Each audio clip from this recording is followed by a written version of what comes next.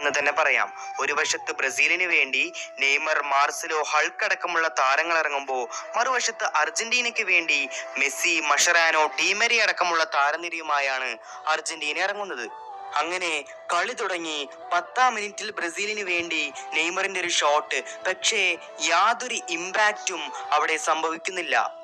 Argentinian ബോക്സിലേക്ക് വീണ്ടും ഓസ്കാറിന്റെ ഒരു ലോങ് ബോൾ ഹൾക്കിലേക്ക് കൈമാറുന്നു.